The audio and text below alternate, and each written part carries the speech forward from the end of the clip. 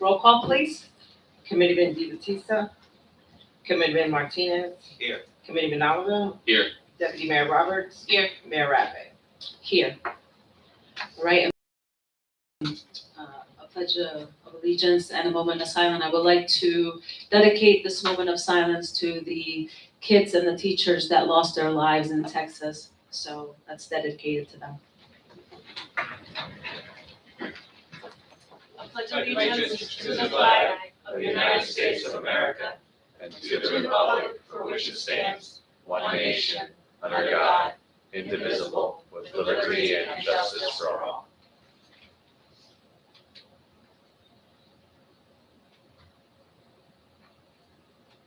Thank you.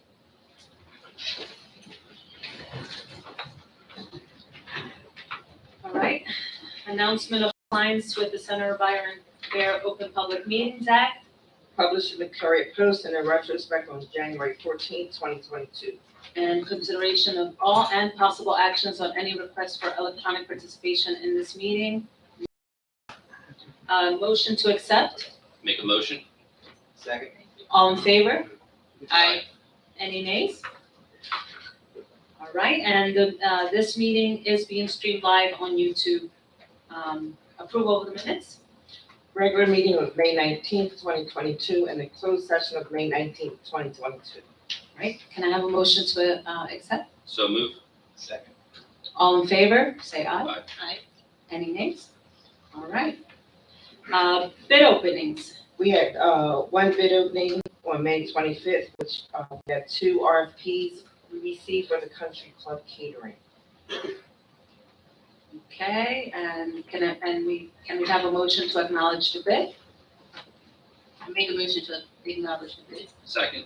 All in favor? Aye. Ayes, any nays? All right. Resolutions, the following resolutions, the public may comment, and it will be considered individually, so. 2022-204A, the second reading of the 2022 Pennsauken Township municipal budget. Okay, can I have a motion to, any public comment? All right, yes, all right. You can come on down. You can just say your name and your address, and you have 5 minutes.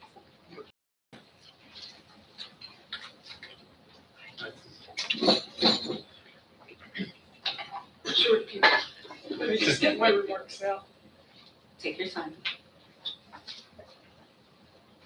Good evening, everybody. Can you hear me? Yes. What a night, huh? My name is Susan Bryant. I live at 5730 Cedar Avenue, Pennsauken. I'm a 27-year resident. Disclaimer, I want to talk about the library. I was the director in the library from 1995 to 2001. I was also a consultant with the New Jersey State Library for public libraries. Past president of the New Jersey Library Association, and worked pro bono on your grant, as you know. So we got 9 million. Excuse me, my allergies are really bad. That's okay. I'm having trouble breathing. Worked on our grant that we're so proud of for our new library. And that was really great to work with you all. And you're all new, and I'm very hopeful about all of you. I'm so encouraged to see you and Nicole everywhere and representing the township so ably. Thank you. Thank you. And the new wave of everybody and library support. But I do want to talk about the library budget. Now that I'm retired, I can be an advocate on my own. So I view the library budget and of course your budget for tonight. I do know that the library board is an autonomous body that is in charge of the library and makes the rules and sets the operation. The good news is we're getting 86,000 more, and that's because recommended minimum funding went up because property values went up. Sorry, I'm so out of breath. That's okay. That's all right. Take your time. And that's good. I do want to stress, there seems to be a myth in the state of New Jersey that the recommended minimum is all you have to give. And at least 50% of the state's public libraries still get over the minimum funding. The minimum funding, as Tim knows, is outside of the cap. So that's good news. We have $1 million roughly outside of the cap. But if you fund over $1 million, which I hope you will consider in the future with the new library coming, that will be outside of the cap, but still having $1 million outside the cap is a big deal, as you all know. Looking at your funding, it's 92% of the library budget, which is pretty typical in New Jersey.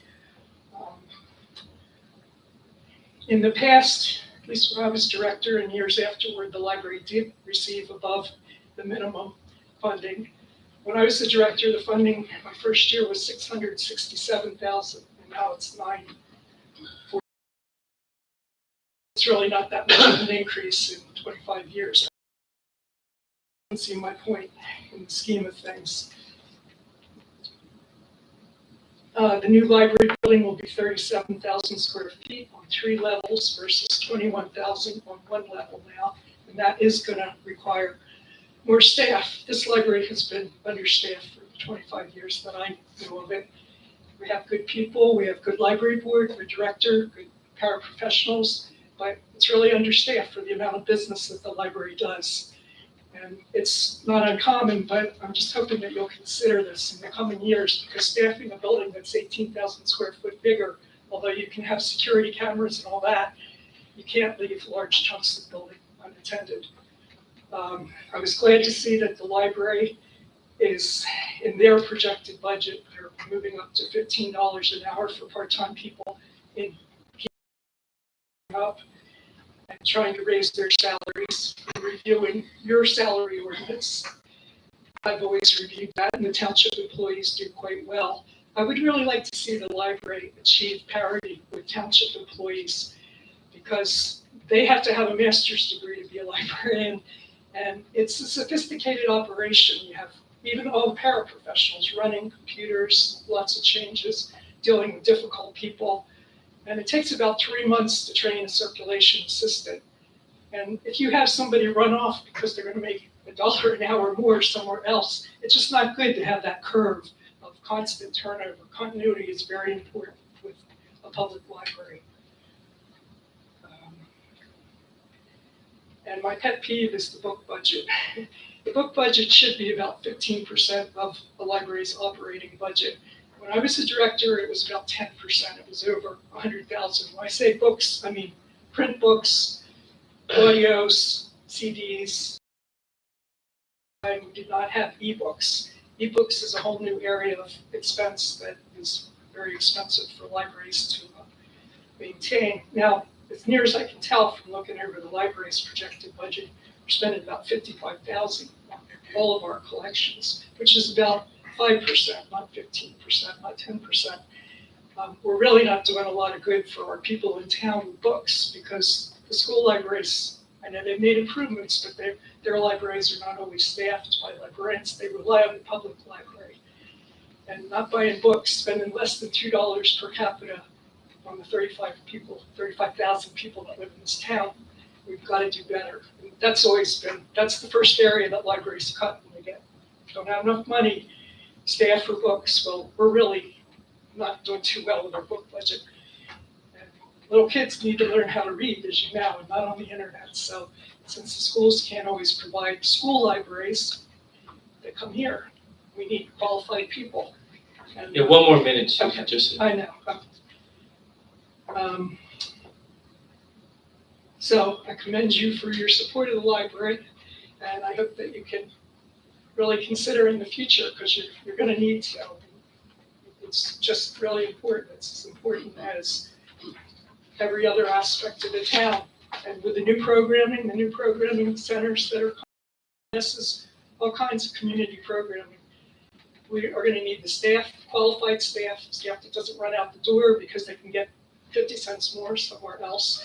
And I know the benefits are a killer, but our salary costs are about 80%. It should be, 70% if we were lucky, but with the cost of benefits, that's, as Tim knows, it's putting a hole in everything. Yep. So anyway, thank you for your support. I hope you're doing a great job and get out there. Oh, my last thing, Tim. I was surprised. I still attend the library board meetings occasionally. I go. Very good library board, but you don't have with the library. When I was a director, one of the most important meetings of the year was the budget hearing with the township administrator and the finance chair, and the library board president, the treasurer, the director, so that we could talk about planning for the future. Why justify? This is why we're asking for this. 5-year capital budget, well, that's too long now, but a 3-year, so you can plan better. And no disrespect to you, I know you're knowing the job, but that meeting once a year really builds trust, relationship building, and you know firsthand what's going on. And it's well worth an hour or whatever you can spare. Tanya and the board are well aware. I'm available to them at any time. I speak to Tanya on a weekly basis, if not more than once a week. I talked to her today, and as the building progresses to her hip and her mind, I'm more than welcome, as is our CFO, who's here tonight as well, Liz Petticourt, to meet with them to review anything. If they ask, if they want to go through anything, more than welcome. I've made myself available to the board as well. So if they request any of that, I'd be more than happy to do so. Our deputy mayor is heavily involved and attends pretty much every meeting. So they go through her, or they can contact me directly. I have no problem doing that whatsoever. Good, well, because they're autonomous, that I'm sure you meet with the fire chief and everybody else, but that's an important Yep. meeting. That's not Cool. So, all right, thank you very much. Thank you so much. Thank you.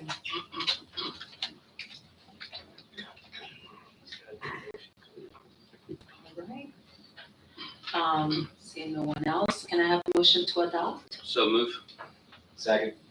All in favor, say aye. Aye. Any nays? It's a roll call. Oh, sorry, I'm so sorry. I'm in the wrong line. Sorry, roll call, please. Committeeman DeBattista, Committeeman Martinez, Yes. Committeeman Olivo, Yes. Deputy Mayor Roberts, Yes. Mayor Raffin. Yes. 2022-239, resolution appointing a judge of the municipal court for the township of Pennsauken. All right, Brian Cronin. Yes, the mayor and committee, Brian Herman, who is a local lawyer and also a judge for the Borough of Merchantville, is the recommendation for the appointment. So, All right, seeing no public comment, can I have a motion to adopt? Make a motion to adopt. Second. And roll call, please. Committeeman DeBattista, Committeeman Martinez, Yes. Committeeman Olivo, Yes. Deputy Mayor Roberts, Yes. Mayor Raffin. Yes.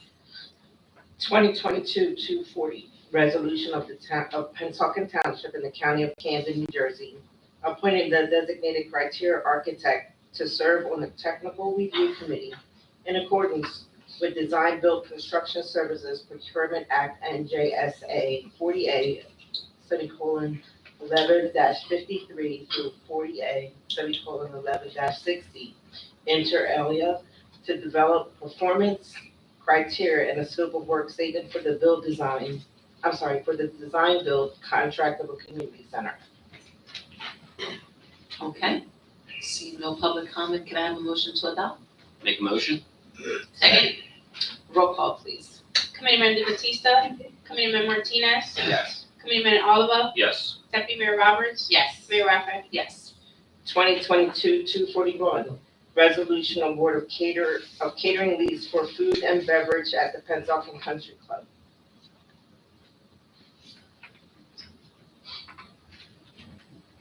Can I have a motion to adopt? So move. Second. Roll call, please. Committeeman DeBattista, Committeeman Martinez, Yes. Committeeman Olivo, Yes. Deputy Mayor Roberts, Yes. Mayor Raffin. Yes. All right, resolutions, public may comment, the following resolutions will be considered by consent agenda. 2022-241, resolution for unpaid municipal charges, for example, but not limited to grass cutting, cleanup, law, establish and final billing, impose municipal assessments, enforce through municipal liens. This is for Hillcrest Avenue, Hollingshed Avenue, Marlton Pike, and Lafayette Avenue. 2022-243, Resolution for unpaid municipal charges, for example, but not limited to grass cutting, cleanup, and board up, established title building, imposed municipal assessments enforced through tax sale, and imposed municipal liens, which is 23 properties. All right, seeing no public comment, can I have a motion to adopt? Make a motion? Second. Roll call, please. Committeeman Batista, Committeeman Martinez, Yes. Committeeman Oliver, Yes. Deputy Mayor Roberts, yes, Mayor Raffin. Yes. All right. Resolutions, public may comment. The following resolutions will be considered by consent agenda. 2022-244, resolution rejecting all bids for the installation of concrete pad at the Pennsauken Country Club. 2022-245, authorizing the sale of surplus property. 2022-246, resolution awarding bid 2209, weekly janitorial services at the Pennsauken Police Department.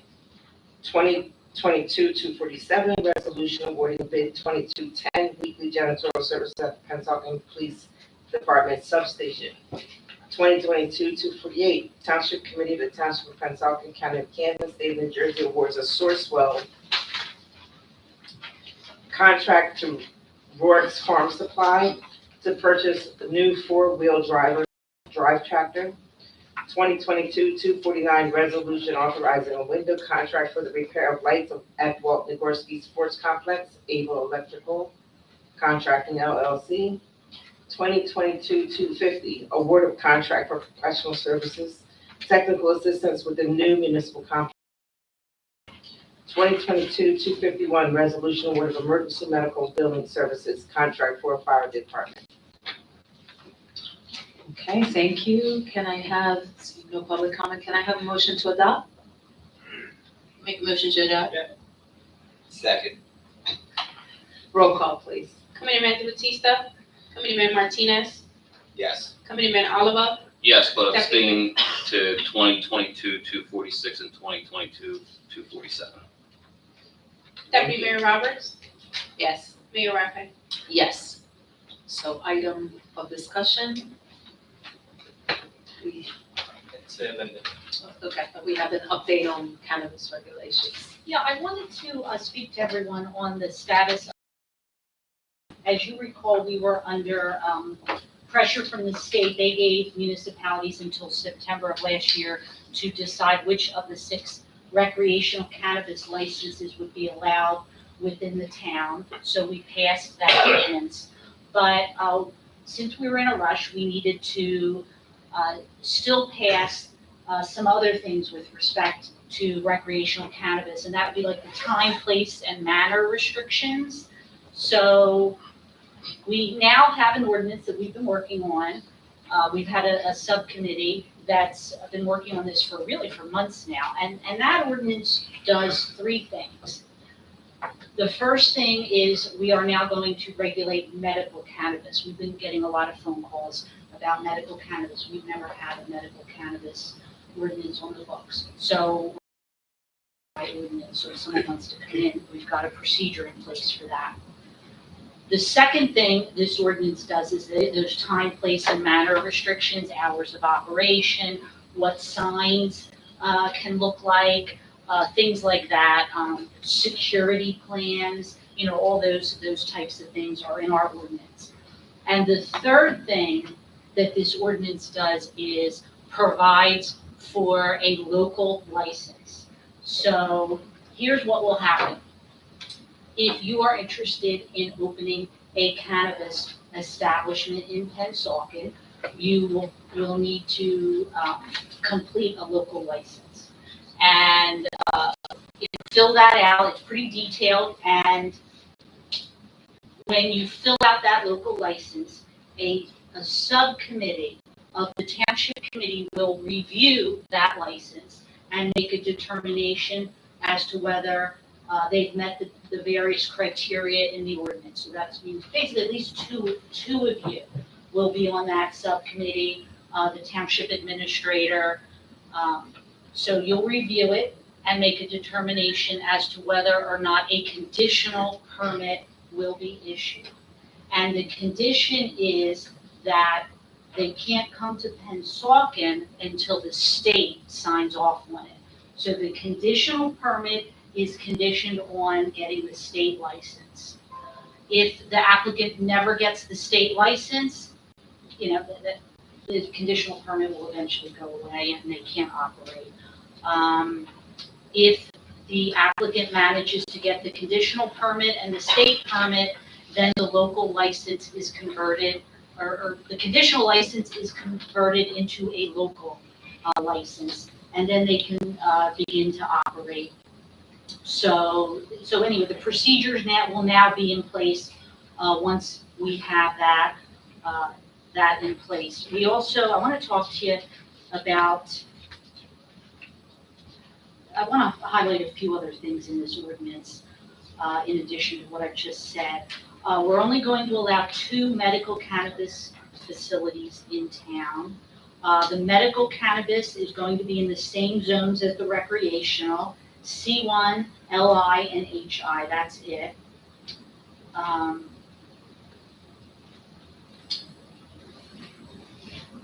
For the recreational cannabis, again, you have to go to get that conditional approval. These local licenses are not transferable unless the township committee approves it, so you just can't sell your local license. Township committee, it's very highly regulated. Township committee has to approve everything.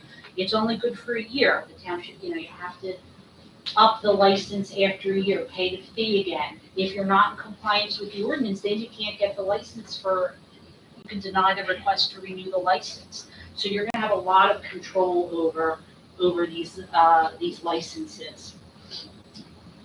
We are taxing it to the maximum allowed by law, which is 2%.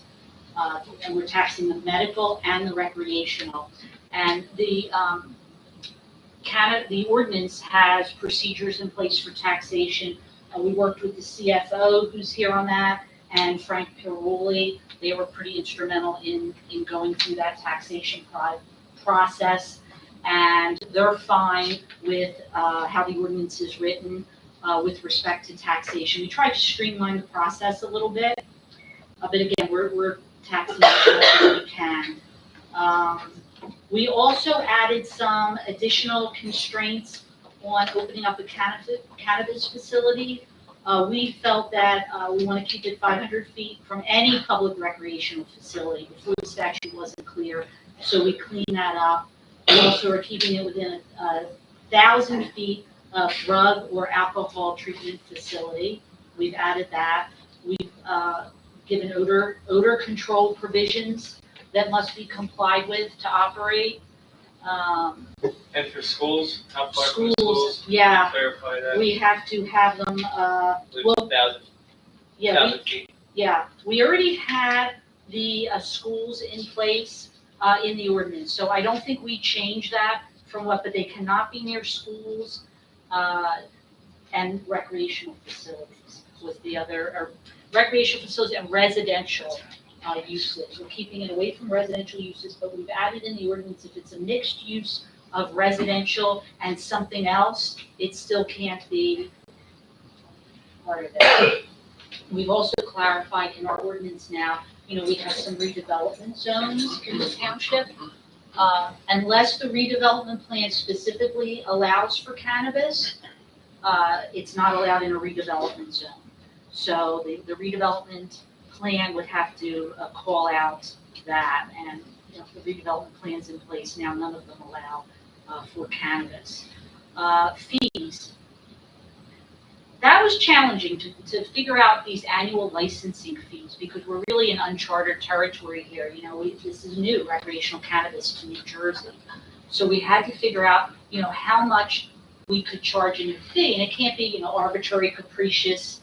And so the basis of coming up with the fee, we modeled what the state's charging. So we don't want any type of argument that we're charging arbitrary and capricious fees, because these fees are pretty high. For a cannabis manufacturer, it's $20,000 annually up to 10,000 square feet, $30,000 annually for more manufacturer. A wholesaler, the annual fee is $10,000, and the retailer, the annual fee is $10,000.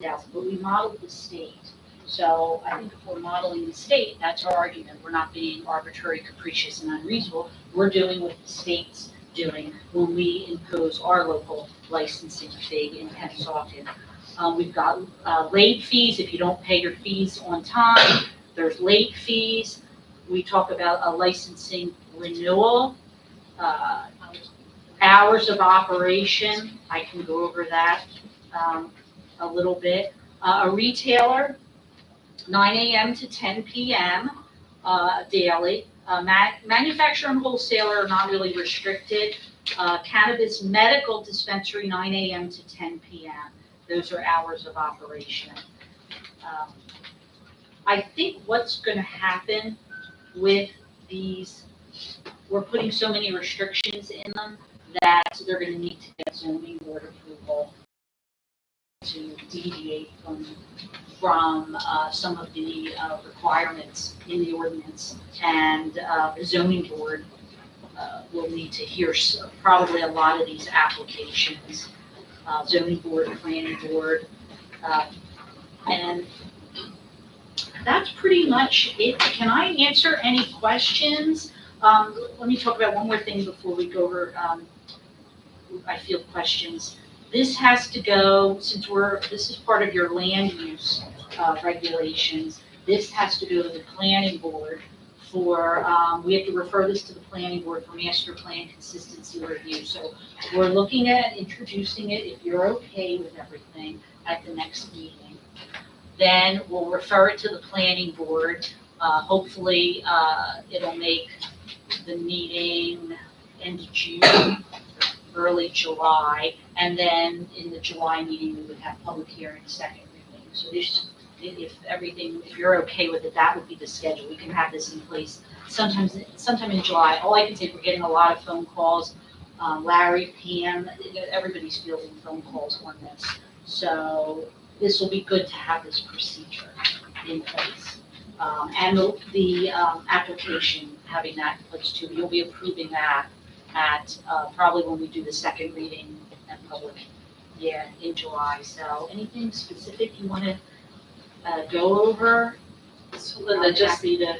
just explain also that as of right now, everybody who's applying is just trying to get a letter of approval, but it's not, that letter of approval is not really telling them that we're approving a specific site. It's just an approval for them to get the license. Is that correct? That's correct. So we can. So my understanding is that the state is requiring that the applicants get letters of support from the municipality. And we, I think 2 weeks ago at our meeting, we had a couple potentials come in. So they're trying to get these letters of support just so they can apply.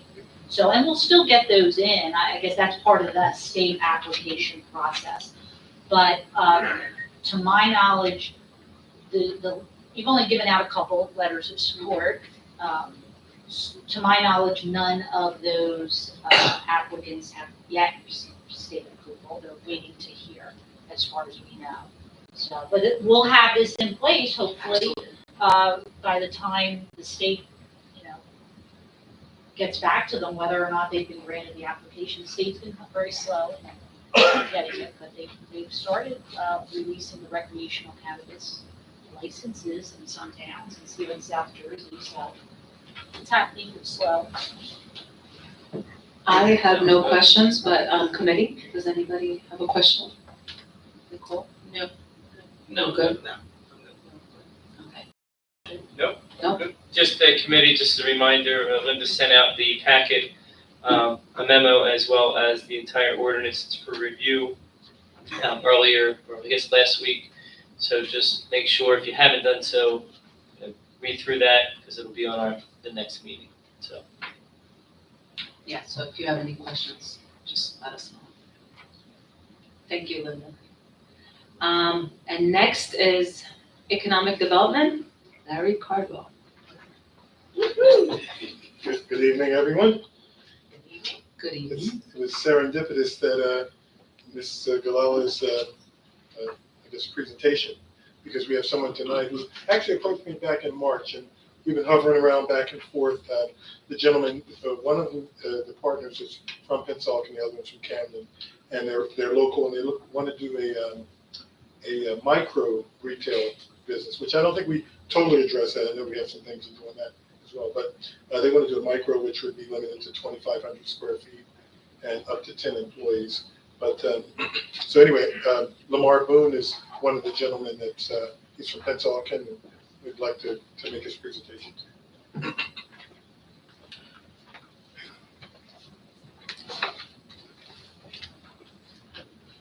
And he said definitely under 10 minutes.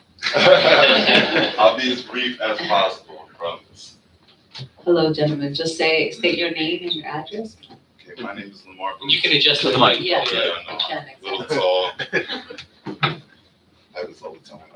My name is Lamar Boone Jr. My address is 6819 Lee Avenue in Pennsauken, New Jersey. My name is Joshua Evans, and I am from 2318 Camden, New Jersey, 08105.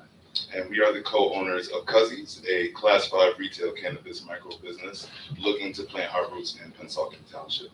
Now, as a Pennsauken native, along with Joshua growing up in Camden, our main priority is creating a safe, enjoyable environment for Pennsauken residents and beyond. We also want to create opportunities for the people of Pennsauken by prioritizing residents in our hiring efforts. And lastly, we're focused on giving back to our community in various ways, from small things like food and coat drives to teaming up with local organizations to raise money for the community. And this is all in addition to the 2% tax revenue that you mentioned. So we have a lot of benefits in store for Pennsauken. And we just want to make sure that this industry is led by business owners that are thoughtful towards the environments that they exist in. We're talking about social equity, diversely owned, impact zone businesses, young entrepreneurs that care about what's happening inside the facilities and out and around it. So let's start off with who we are. My first job was at that McDonald's right down the street on 130 near Malta Pike in Pennsauken. And if you've ever been there even once, you know that it gets very hectic. It gets very packed in there. So I know a thing or two about hard work and customer service. And from there, I grew a growing appreciation for customer service, work, and job dynamics. So during my time at Rutgers, it led me to study human resource management and psychology with a focus in organizational behavior and labor studies. And I carried that knowledge throughout a 10-year career in customer service in various forms, whether it was telecommunication, door-to-door sales, and providing guest experiences for students at Rutgers University.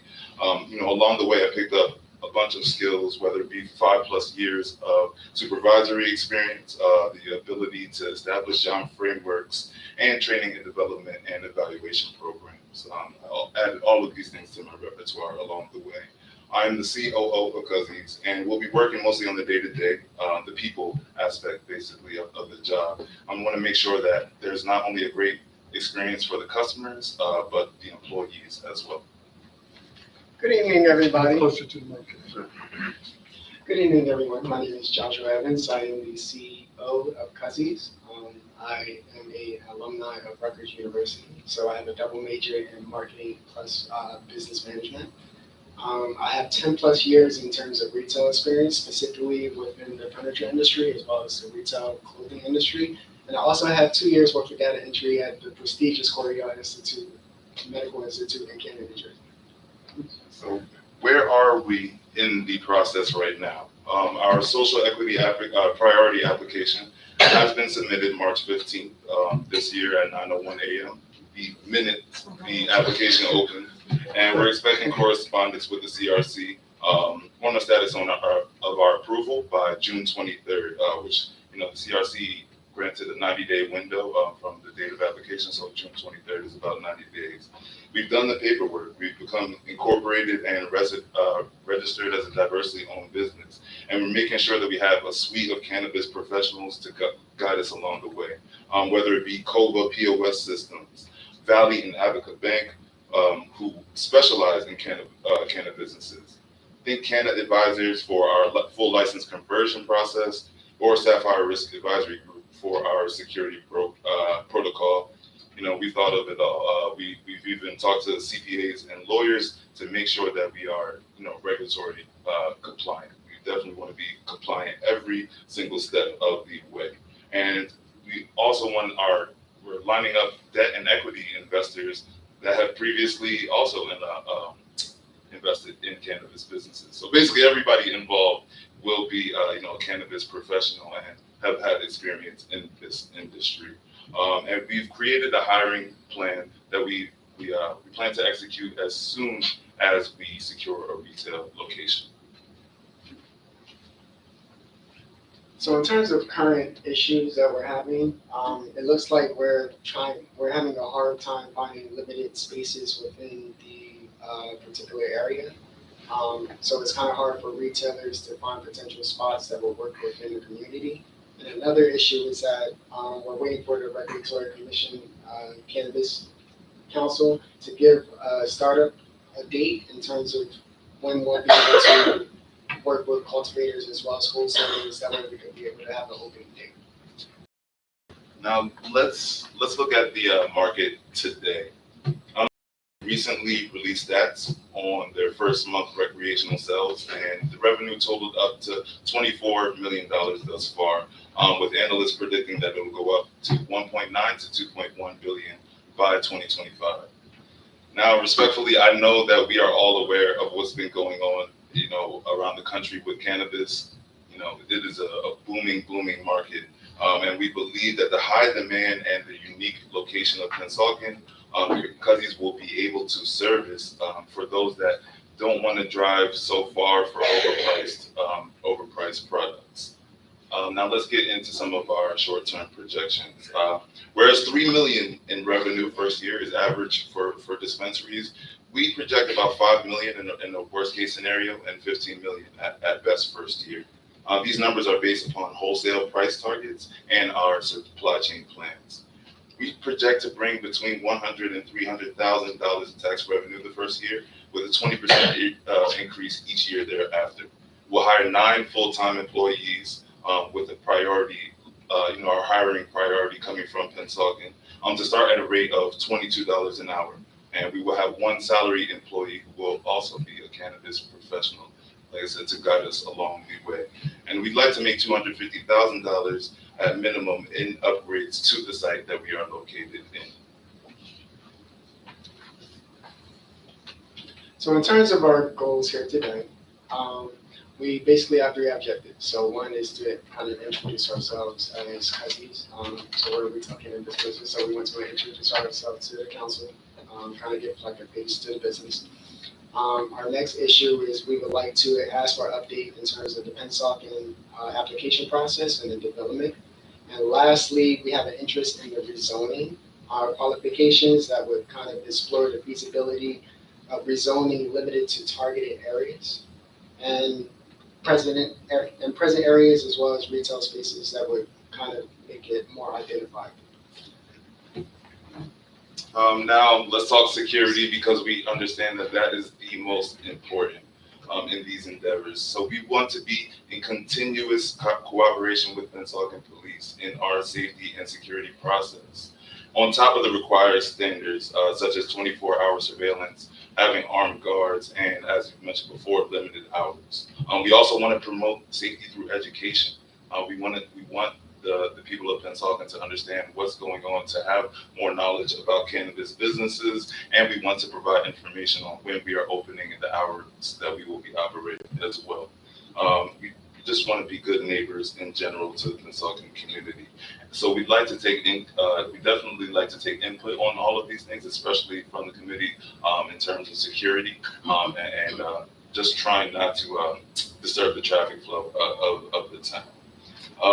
Of course, there will be no loitering, no smoking on, inside or around the premises, so there's no worry about that. And in our plans, we will upgrade the HVAC so that there's no smell within the facility.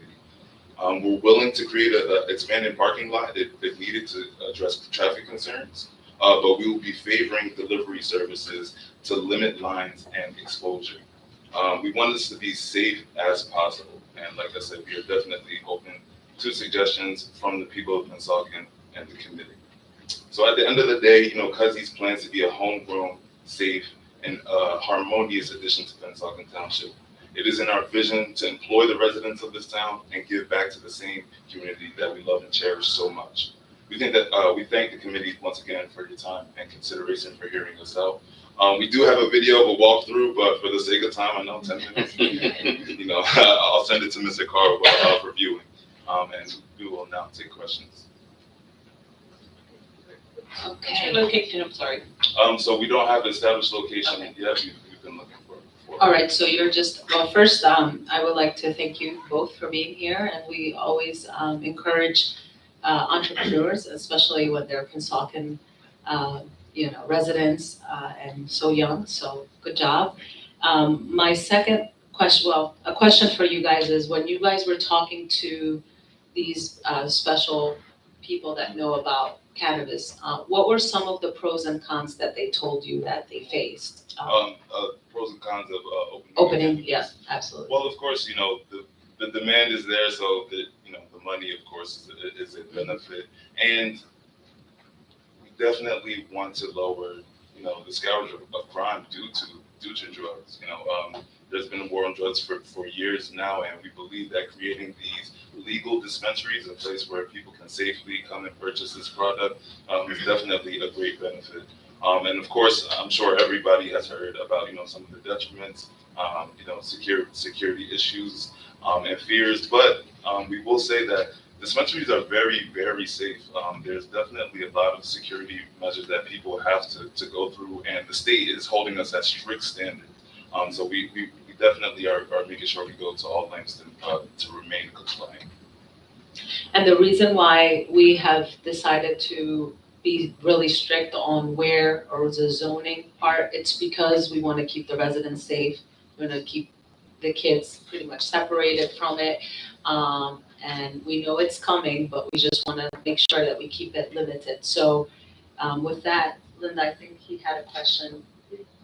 I want to clarify Yeah. something, just so you know, at the cannabis ordinance that we just talked about a short while ago that will hopefully be introduced at the next meeting, will not allow on-site consumption of cannabis at retail establishments. Yes, So we did mention that. I just want you to know that up front. Yes, absolutely. Okay. There will be no consumption in or around anywhere near the place. Like I said, we want to stay compliant. That's our main priority. Lynn, is there anything about micro dispensaries in here? We don't, no, I mean, you're seeking what, a class five? Class 5, yes. Class 5, I mean, we're just treating it as a class 5 license. Okay. So it would just be under the class 5, because there's really no distinction, it's still a class 5 license. There's not a distinction for a micro brewery, so it's just treated as a class 5. So, yeah, the fees, everything's the same as a regular class, whether we wanna look at that. But right now, it's not, it's just treated like a class 5. It's treated like. Yeah. Are you also looking for letters, or do you need it for your application process for the state? Yes, definitely.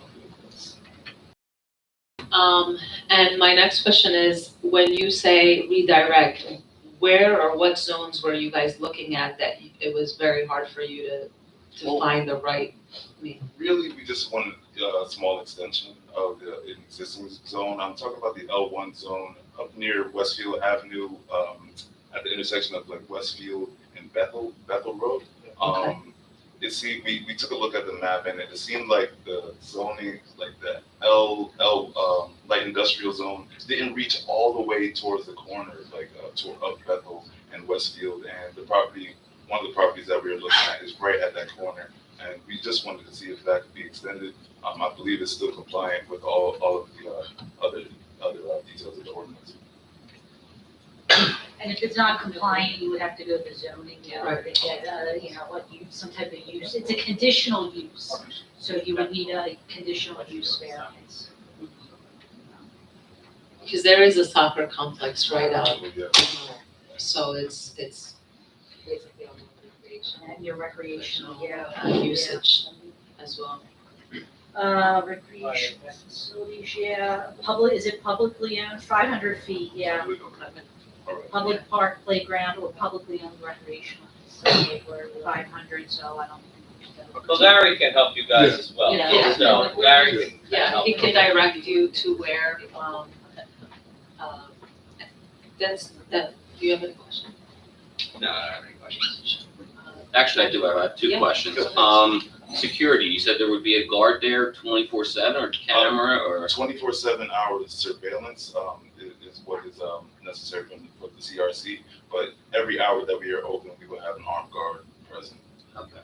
And also with the dispensary, are you guys like dabbling in like edibles, stuff like that, infused So right now, Jersey has been a little on and off with perishable items. So maybe not so much brownies, cookies, and things like that, but more like tinctures, gummies, smaller edibles, drops, and things like that. Okay. Those are my two questions. Thank you for coming. Thank you.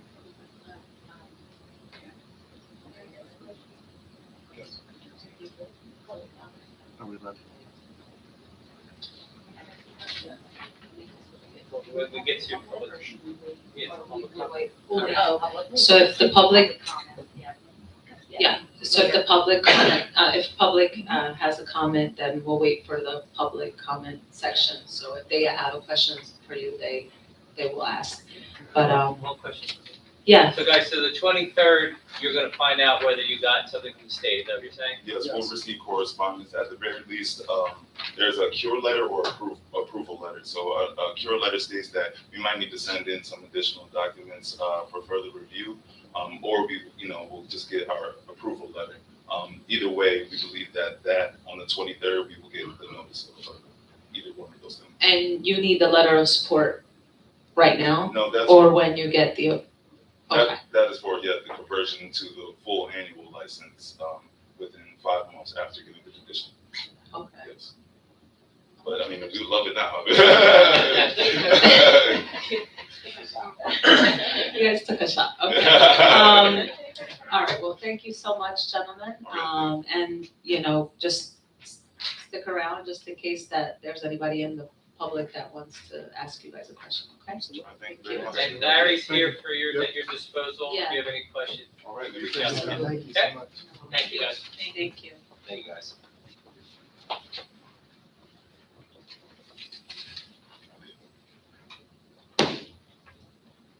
Okay, so, public comment. Can I have a motion to open the floor for public comment? Floor for public comment. Second? All in favor, say aye. Any nays? All right, the floor is open. And real quick, everyone, that popping sound, that's just our normal microphone Yes. system that doesn't really like to work that much, and when it does, it just makes noise, let everyone know it's here, so it's nothing other than that. So Ryan works really hard to try to get it fixed. We can't win no matter what we do, so. But attack you, right, Ryan, over there? Yeah, Hopefully not. Yeah. Public comment, good. Right. Sorry. Ryan, do we want to back the mic up a little, or just to kind of distance between? Just make sure you say your name, your address, and 5 minutes. Excellent. Thank you so much for listening to me. My name is Lynette DeLuzio. I used to live at 6722 Irving Avenue. I now live at 36 Alexander Avenue in Merchantville, very close by. I have a question about the caterer that's going to be at the Pennsauken Country Club. I know that in the statements that were made earlier, there are two. Are you discussing those tonight, or is there? Because I'm scheduled to have a wedding there this October, and I'm very concerned. All right, well. Don't be. Yes, don't be, take a breath. Yes, don't be All right, concerned. I so, waited a long time to get married at 45. yes, we get, well, congratulations, there you go. There you go. And if you need someone to marry you, the mayor can do it. I will marry you. And if she's unavailable, the deputy mayor can do it. If she's unavailable, I can do it. So any one of us will do it for you, any way you want. The end result is that the administrator So wants. I'm trying to get that. They won't give me any weddings anymore, so I'll give you a little history. So about, I guess, a couple months, the contract for Marco's catering, the catering facility was up. So we went out to bid, as we have to do. When the bid went out, there's a certain amount of time, nobody bid, including Marco's. They did not place a bid in, and no one else did. If Marco's did, they would have continued there. So we had to rebid it out. After the second bid, we had two bids come in. One, Marco's, another group called 3800 Haddonfield, which is a group of folks. Okay, they both put in bids. It's public documents, and the committee has to choose between the two of them. I will say, because it is what it is, right, Liz? The new group bid, they bid 200. Part of their capital proposal was $200,000 versus $35,000 from Marco's. The overall bid was about $35,000 to $40,000 more overall over the course of the contract than Marco's. Additionally, the new group offered up some various capital suggestions that they like to do, which was pretty appealing across the board. In front of committee was the choice and the proposal 3800 Haddonfield, and that's what they had voted on and approved. So part of the bid process, part of this, the whole transition, when people bid on it, they have to honor with the previous vendor. So if you have a contract with Marco's, the new vendor will honor that contract. You don't have to change your date. Everything stays the same. If you choose not to continue, then Marco's will give you your refund, your deposit, whatever you gave back, and you're free to go anywhere you want. Now that committee has approved the new group, over the coming couple weeks, the director of operations sees everything, the golf and the catering, be working with the vendor to reach out to everyone who has an event booked. Unfortunately, per the contract, and we know this, Marco's has contacted people and said, hey, we're out of there. The township aren't renewing us. Come with us to our other place or whatever. We don't know what the township's going to do. It's unfortunate because we were supposed to make that first contact and they not give us the ability. Also, committee just a half hour ago approved the new vendor. So up until then, that really wasn't a true statement until right now. So the one thing I would tell you is this committee, the administration, Kevin at the country club, and the new vendor are committed to honoring all that. We know weddings, because I've spoken to multiple brides already this week who are quite concerned. Please don't. The new vendor, which is a part of that group, is the owners of the Cherry Hill Bistro, who also have a catering portion of their company. They're a part of this group as well as a couple others. We think that you'll be quite happy about that, and it'll be a good transition. So whatever you were promised or you signed up for Marco's will be honored by the new group. They will be reaching out to either Kevin and or this new group over the coming weeks. We're waiting for Marco's to hand over their event book, which we haven't received yet, so we can't contact anyone until after tonight anyway, because the committee had to do the approval. So I know you're going to worry no matter what, okay? But try to temper it down as best as possible. We're committed to making sure this is as easy as possible. Could there be bumps in the road? Unfortunately, yes, because we are transitioning from one caterer to the other, and that's unfortunately the nature here. So I hope that answers your question. Sure, I do. I have one additional question, and thank you for the information. I truly appreciate it. I could be wrong on this, but didn't the bistro go bankrupt at some point? Well, They're still there. they're still there and packed every time I've gone to the Cherry Hill Mall. Now they're part of a bigger group. If something, in that sort of situation, like coming down the line, would then, further convolute things as they're moving on. Rents are expensive, as you know, and a lot of people coming from a lot of different places all around the country. So coordinating a lot of that is challenging. In terms of, respectfully, what this organization could provide, I understand your choice is made and that's fine, of course, I'm going to abide by that, of course. But with the decade of, brilliant reviews between, Marco's and the Pennsauken Country Club, it's just a little bit disheartening to hear that that's not going to continue, given the, glowing responses online, on social media, on wedding sites, etc. And that's what led me to being a former resident of Pennsauken, and just living down the street. I really I'm just a little bit disheartened by the whole thing, and I'm concerned that though this other group I'm sure is very qualified, you go through all of the details and everything as you work through the details of a wedding, and I understand that they're potentially going to be just as good, right? But I'm not gonna know that.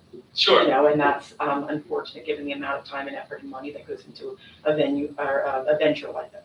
When is your wedding? In October. I October. feel for the people getting married in July. That's gonna be a lot bigger of a challenge for them, but in my case, again, the concerns there, I generally, I know you don't know me, but I'm a generally low-key and calm kind of person, but this is something that, of course, makes your blood pressure rise. I understand, it's understandable, and we're gonna try our best to make that transition the best possible, and if you do hit any bumps in the road, please let us know, and we're more than willing to help, but, I think Kevin. Yeah, so Kevin Morita will be the main contact at the country club at any time here at the building. Thank you. We're gonna need a position, like I said, until we get the event book from Marco's, we can't do anything, because we don't know who has what unless you guys come to us. And then the new catering, so Marco's is there till the end of the month, to June 30th. And then the official transition happens, but in between there, the goal is reach out so we can coordinate, okay, hey, and if some people choose to move on, we don't want that to happen, but they might, and if you stay, everything that you were contracted for is going to be there. Okay, so just make sure that, we want you to know that anything and everything that was on that paper, you're gonna get, okay? Right, and thank you very much for You're your time, I appreciate it, thank you, I'll be in touch. No problem. And overall, as the committee, this was not an easy choice for anybody, and we're disappointed how some of the things played out as well. In addition to just what the offer or the bids were, factors that came into all of this, some that we could. It's not easy for us. They've been with us for a very long time. Most of us have good relationships with the folks over there, so it's not easy, and it wasn't.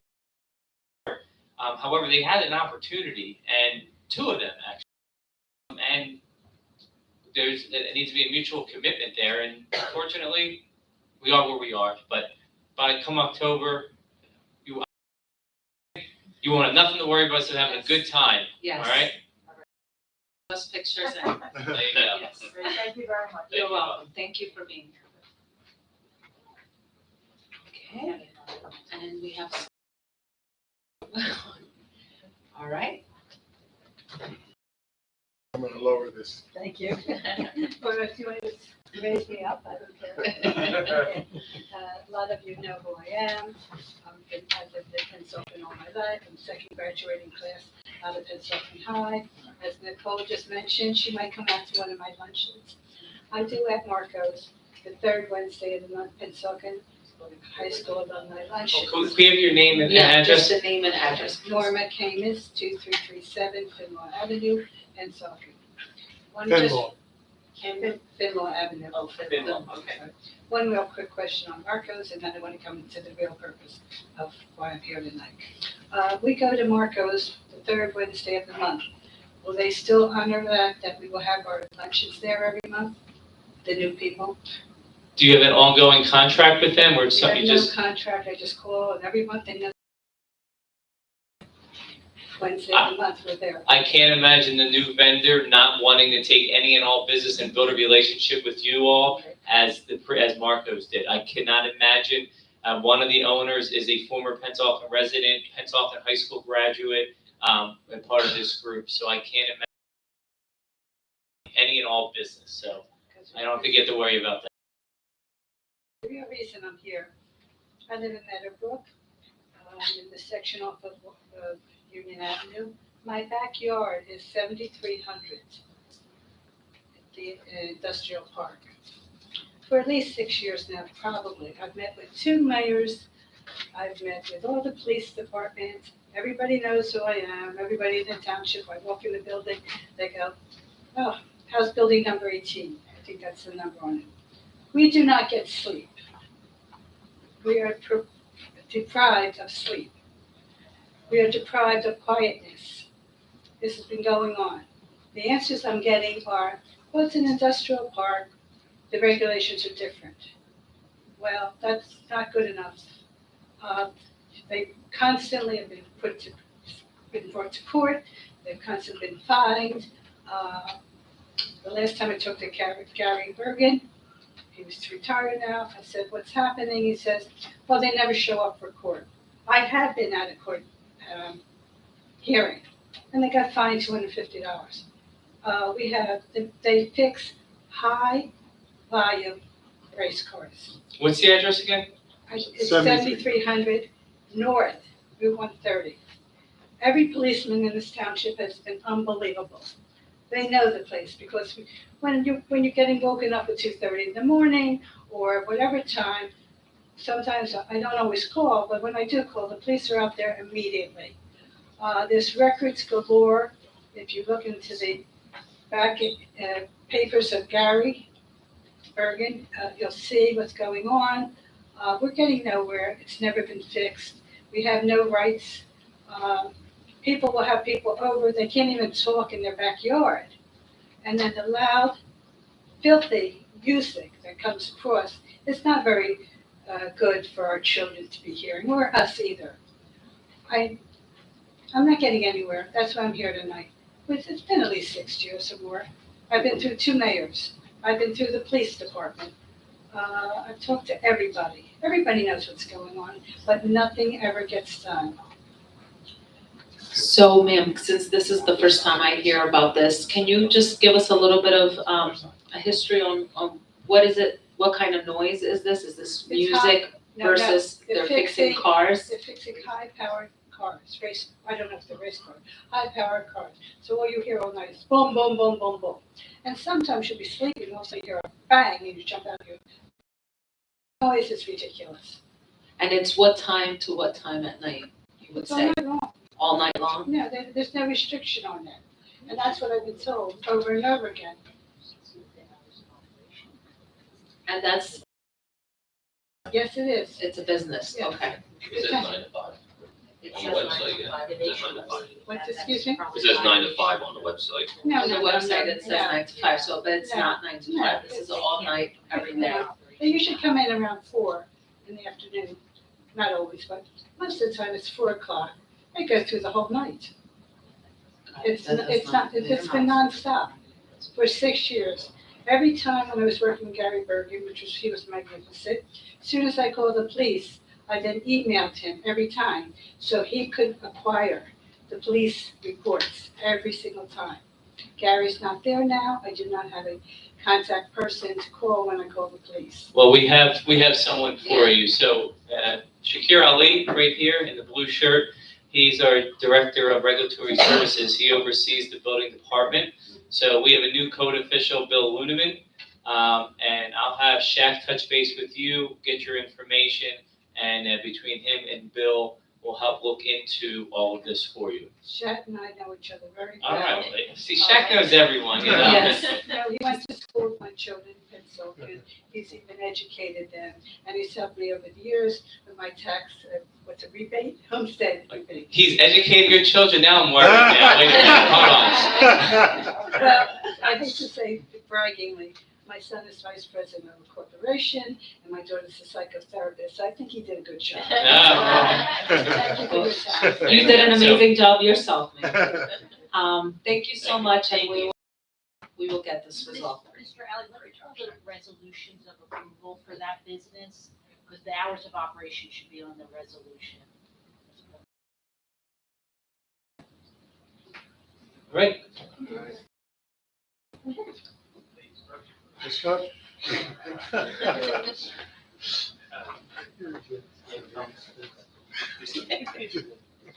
Shakir Ali, You can fix the mic. Shakir Ali, 5605 North Crescent Boulevard. I just had 2 quick things. I'm sorry the lady that has her upcoming nuptials left. I'm 47, unmarried. I don't think that's too old. But the gentleman from Cuzzies, I think you guys had mentioned at one point potentially doing some delivery. Yes.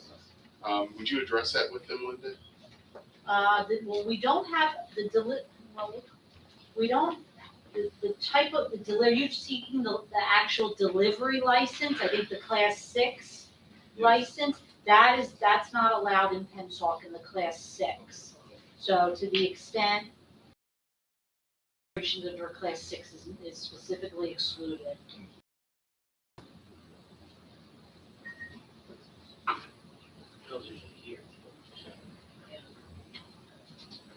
All right, public comment? Yes, thank you. Can I ask one question, please? Yeah, go ahead. Patrick, you mentioned that the hour should be 9 to 5, right? Yeah, it says on the website. Well, the next building over, CMI, they don't come till 4 o'clock in the morning. That's when they start their business. I don't know what time they get done. So what's the situation with that when they start 4 o'clock? When I first moved in, I went over to see them. You start work at 4 o'clock in the morning, don't you? They say, how do you know? I said, for the last 2 days, you've been waking me up. Have 2 doors, garage doors. One right. So then after that, that's what was waking, the noise, the cranking. So they promised me, they're wonderful, by the way, promised me that they would not use that door, they would get it fixed. And they called me 6 months later saying it's 17:05 in the morning. So the question is, we're talking, you mentioned 9 to 5. That's not what's happening in the industrial park. Okay. Thank you. Yeah, we'll definitely take a look at those businesses Yeah. and see what their time is. Good evening, everyone. It's Diane Johnson, 1904 45th Street, Pennsauken, New Jersey. And my question is, it was mentioned about an odor control provision for these facilities.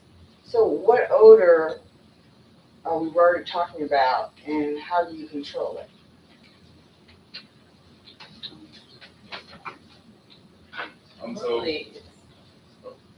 So what we put language in the ordinance in order to get a license, that you have to have odor control devices and techniques in place to make sure that you cannot smell outside the establishment. Even though we're not allowing cultivation, Okay. we don't want the township decided they didn't want smell to be an issue. So they have to have certain procedures in place when they get their licensing to control odors. Okay. And that's in the ordinance, so it's enforceable. So if So- there's not procedures in place, Right, so I'm really not familiar, and only because it's coming up now, and, I serve on the school board. So, one of the things is, now that it's, sociable or legal, does that mean you can walk the streets and smoke it? no, Or are you supposed to smoke it inside? our ordinance here in Pennsauken does not allow consumption of cannabis in public places. It does not allow consumption of cannabis even in retail facilities. And the odor control ordinance is very restricted. There should be no smell of cannabis outside the facility. Walkways, adjacent properties, there should be no smell. So it's highly But then the controlled. people can smoke it at their house, Oh, and yes, if correct. your next door neighbor they're allowed to, you're gonna smell it that way. Right, okay, that's fine. So, now I bring this up in really, like I said, the concern of why, concerned about it being in the neighborhood. So, a couple weeks ago, I was in our community garden across the street. 2 school-age girls on the side of the building smoking marijuana, right? So, it's just a real concern of, I understand these laws are in place, but again, this is another thing where there are a lot of issues going on for children, right? Being influenced by so many things, and now here we are going to bring another piece into the community, and that is a concern. So that's all I have to say. Thank you. I understand, Diane. I think that that's everybody else's concern as well. I think that when they come up with allowed to do something, they don't know how else to handle that or what consequences that's gonna. So I think we're all learning as we're going by it. So it's like little by little to see how we're gonna fix this, but we really can't. But ultimately, it's Yeah. like alcohol. You have Yeah. to be a certain age. So if a Exactly. 14, 15, or 16-year-old is doing that, it's not getting it legally. It's illegally that they're getting. Right. This is, as you heard from the presentation from the gentleman behind you, and that we've heard, and you've been here multiple times, a lot of the companies that have come in, their security, their protocols are highly regulated to protect against all of that. And in this administration, there's very limited places in the town that you can do it. So it's away from residential, schools, recreation facilities. So we're trying to take all the precautions as possible. As much as possible. All right. Anybody else for public comment?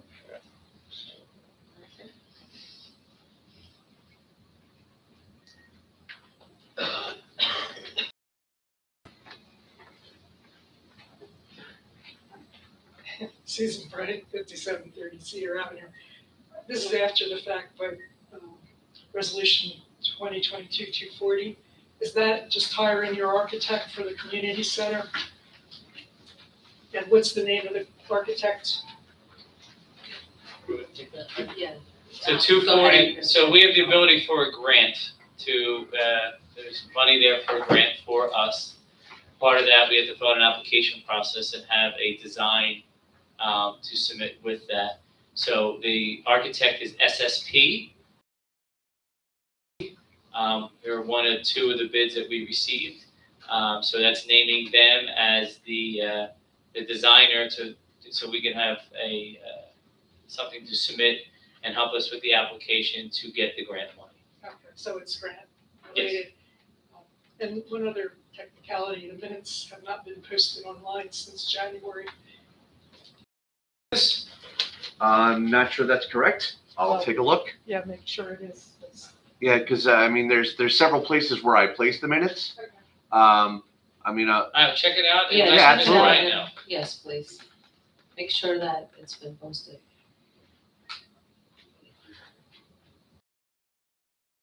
Thank you, Susan. Any other comments? Okay. And I have a public comment floor. Make a motion? All in favor? Aye. Aye. Any nays? All right, committee comments. Excuse me. Allergy, very bad. Thank you all for being here today. Thank you to everybody who got up and told us concerns or a problem they had. This is why we're here. We hear it, and we're gonna try to solve them as best as we can. Some things we're still learning in the process, especially with the cannabis, so that's why our solicitor Linda wanted to kind of explain that first part. Excuse me. But anyway, I'm not gonna talk much because I just got. Captain Paul, you on the ready over there? All right. Take a sip, take a break here. So how about the weather, ladies and gentlemen? Looks like it stopped raining. All right, so, it's allergy, anyway. A lot of exciting things happening in June, and I know that my committee members, fellow committees, are gonna say what's going on. I wanted to say more, but I'll wait until after they're all done, see if it goes away. So go ahead, Nick, take it away. I'd like to say I hope the mayor's gonna be there. Okay. But I'd like to join the mayor in saying that all of our thoughts and prayers go out to the mass shooting victims in both New York and Texas. Where our thoughts and prayers are with their families at this terrible time. I'd like to promote the Senior Citizen Appreciation Day that's going to be held at the Pennsauken Pool on June 9th. June 9th from 12 to 4. lots of fun for our seniors. We're so proud of our seniors in Pennsauken, and I'd like to promote it for all of our seniors to join us at Pennsauken Pool on the 9th of June. We're gonna do our summer kick. I don't want to take our summer kickoff June 11th. I think that's 5 to 9 at the soccer complex. So I'm very excited about both of those events. I hope you're all excited about them also and will join us. Everyone stay safe, as I say every single meeting, or I have said for the past at least 3 or 4 meetings with this COVID thing. Stay safe and have a good weekend. Thank you, Nicole. Vince? Hopefully I don't start wrong. You'll be all right. Don't mind me.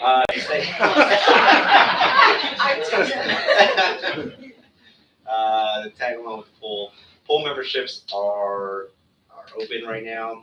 You have to make an appointment, so call Juan or Dana. Phone number, everybody can find it online, 856-665-1000. Make an appointment before you show up. Also, summer camps. The Parks and Rec Department doing a phenomenal job with these summer camps. I mean, the children got away from being indoors for so long, and Pennsauken's doing a great job with a lineup of camps. To find those camps, you want to go to PensaukenEvents.com, and in June, some camps that are starting off would be learn to swim, learn to golf, where I think Mark will be a special guest, not sure, and Muay Thai. And I believe all these, well, Muay Thai, that's in Pennsauken as well, right? So these are all local areas, so your children can extend if they wanted to and learn some more activities. That's all I have for right now. Back to you, man. No fun facts again? No. That's like 3 meetings in a row. Fun fact. Just slipping. Thank you, Vince. I'll have another one. Patrick? Thank you, Madam Mayor, and thank you everyone for coming out. Most of my events were taken, so it's getting a little tight here. No, it's fine. I just wanted to mention that on Sunday, we did a Memorial Day event at Liberty Park, and a video came out for Public Works this week about the parks, and I just want to say how pristine the park looked, and good job to Public Works. I want to give you guys your kudos for that. And that's all I have for tonight, so everyone stay safe and have a great night. All right, I'm gonna try this again. Thank you, Patrick. No problem. So last time I was not here, so thank you, Nikki, for covering for me. We did our Facebook Live, and I think that it was a great turnout, and we're gonna do another one. And the reason why we do this is for our residents, if they have any questions or concerns, or they just wanna say, what a great job we're doing, right? You guys can connect to Facebook Live. So we are gonna do another event. We're in the talks to see when. We also, I had the honor to be at the Scrub Daddy grand opening. And so Scrub Daddy is in town, and we're so happy for them. They're actually generating a lot more jobs for our community, so that's always a plus. Our Memorial Day event was a great event because it's not about us, it's about those who gave their lives for us to enjoy our freedom today. So we thank them for their service, and we mourn their loss. As well as what's happening with the school, I feel for those kids that they lost their lives and the teachers, and I think that hit us hard. But when things like this happen, it does two things, right? It makes us think about what we're doing in our town and what we could do differently. And I think that we are getting together to see what are some ways that we could protect our students, because at the end of the day, we send our children to school to feel safe, right? To be safe. That's their safe zone. So we want to continue it. As a mom, I could not even imagine not having my kid or my child come back home. So it did hurt us, but please, this is a call for our residents and for everybody out there. If you ever see somebody suspicious, somebody going around, a suspicious car, just let the police know. I mean, please, if you see somebody that is, maybe disturbed, or just please let somebody know. I mean, we're here to help, not to, judge anybody, but if we could do our part to keep us, we can help the police, I think they would appreciate it. And I would also like to say thank you to the police officers and the chief for having, a cop after this horrendous thing happened. You noticed a couple cops around every school, so thank you so much for that. I'm sure everybody else felt safe just by seeing the cop there. And well, June, as they said, June has a lot of great things happening. I believe this Saturday we have an event for a child who had leukemia. Yeah, it was a child who beat cancer in 149 days with form of Down syndrome, and his dad is up for Man of the Year by the Leukemia and Lymphoma Society. So he's throwing a small softball fundraiser this Saturday at the University Complex, which Yes. Fire and Police Department will combine and have a team there. Yes, so the fire and police department are going to be there, and so if you would like to support and just show up, please do. It's going to be this Saturday from 10 a.m. 5 p.m. 10 to 5 p.m. So Of course, well, at the Walton Nagorski complex. So please go out there and support. This is an amazing opportunity to tell this child that he's a miracle, and I'm sure his father is also, he did what every parent would do, right? So we commend him as well. And that's about it. We'll see you on the next meeting, and thank you all for being here. And to the two entrepreneurs in the back, good luck, and we wish you all the best. And we're here if you ever need any assistance. And Larry, I'm sure you're in good hands with Larry. He'll help you find the right location. All right. And thank you all for being here. We need a motion. Thank you. And okay, the motion to adjourn. So move. Second. All in favor? Aye. Any nays? All right, I survived. No coughing. Thank you so much. Our next meeting will be June 16th, 6 o'clock. Have a nice day. Good.